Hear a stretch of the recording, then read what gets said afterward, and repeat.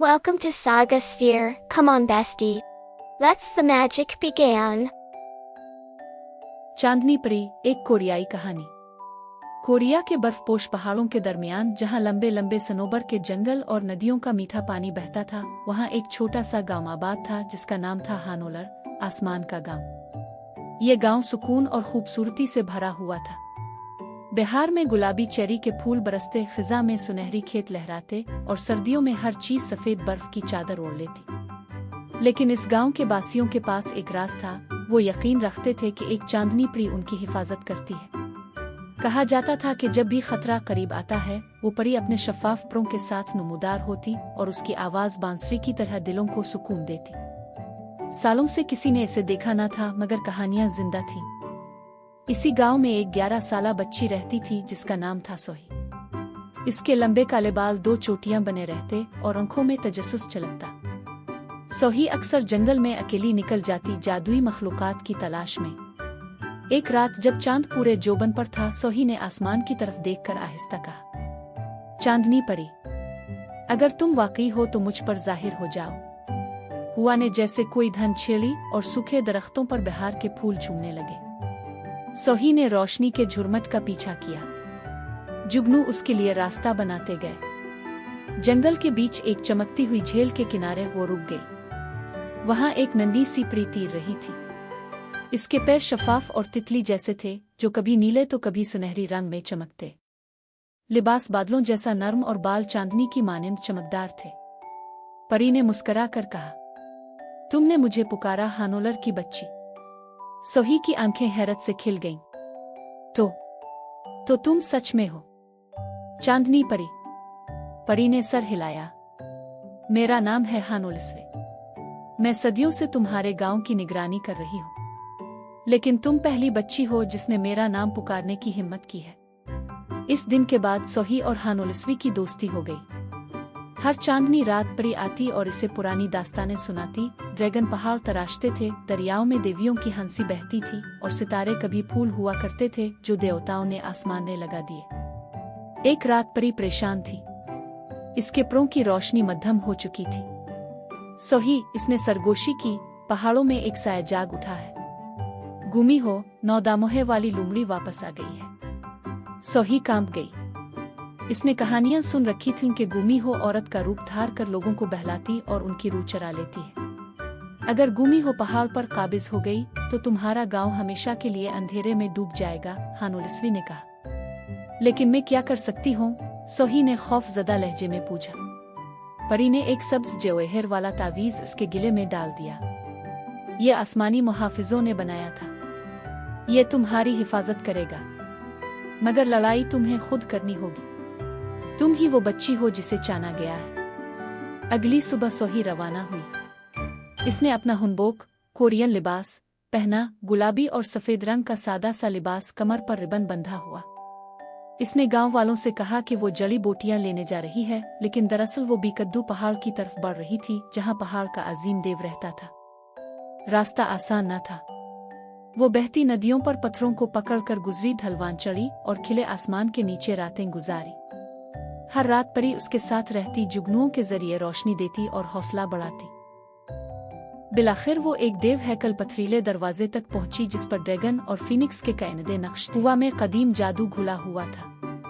पथरीला दरवाजा खुला। अंदर एक गार था जिसमें नीलगों क्रिस्टल जल रहे थे। बीच में एक देव सा बोड़ा खड़ा था जिसकी दाढ़ी बर्फ की तरह सफेद और आंखें अंगारों की तरह दहकती थी। सोही, हानोलर की बेटी क्यों आई हो? इसने गिरजती हुई आवाज में पूछा।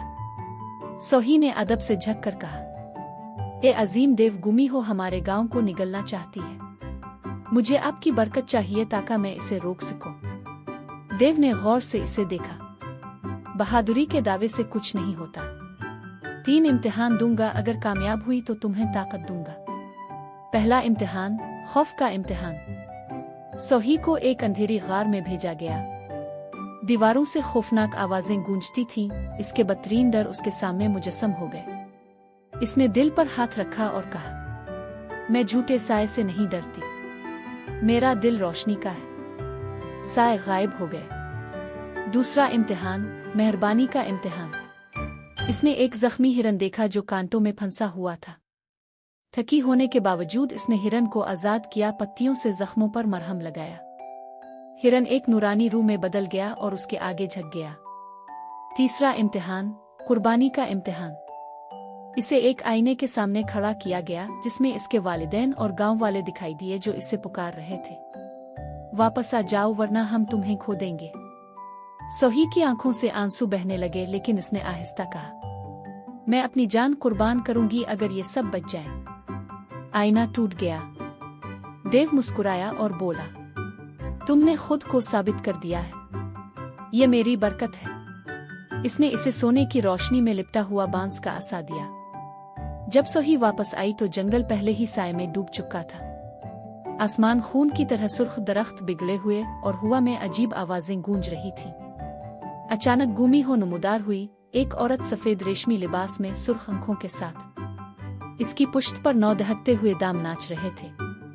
हा हा, एक छोटी सी बच्ची मुझसे लड़ेगी, इसने हुंकारा भरा। तेरी रूह अभी मेरी होगी। सोही ने बांस का आसा बुलंद किया। मैं अपने लिए नहीं, अपने गांव के लिए लड़ूंगी। गुमीहो ने आग और जादुई धोखे पैदा किए। जंगल भटकाने वाले भूल बेलवे में बदल गया। सोही को अपने वालिदैन की झूठी आवाजें सुनाई दें जो इसे हार मानने पर मजबूर कर रही थी। इसी वक्त परी नमूदार हुई, इसके परों की रोशनी पहले से ज्यादा चमक रही थी। सोही, झूठ पर यकीन मत करो, अपने दिल पर भरोसा करो। सोही ने असा जमीन पर मारा। रोशनी के दायरे निकले और साए कटने लगे। गुमीहो अपनी असली शक्ल में आ गई, एक देव हैकल लुंगड़ी जिसकी आंखें शोलों की तरह दहक रही थी। सोही ने तावीज बुलंद किया। इसकी रोशनी पूरे पहाड़ को रोशन कर गई। एक चीख के साथ गुमीहो धुएं में तहलील हो गई। आसमान साफ हो गया, सितारे जगमगाने लगे। परी ने सोही को गिले लगा लिया। तुमने कर दिखाया बहादुर बच्ची, तुमने हानोलर को बचा लिया। पहाड़ के देव की आवाज गूंजी, सोही अब तुम जवेहर की मुहाफिज हो। तुम्हारा नाम सदियों तक याद रखा जाएगा। गांव वाले इसे मामूली बच्ची ही समझते रहे, मगर उसकी आंखों में अब एक खास रोशनी थी। वक्त गुजरता गया। सोही बड़ी हैकर एक अक्लमंद औरत और कहानी गो बन गई। बच्चे इसके गिर्द जमा होते और वो कहती, अंधेरों से मत डरो, एक छोटी सी रोशनी भी पूरे गांव को बचा सकती है।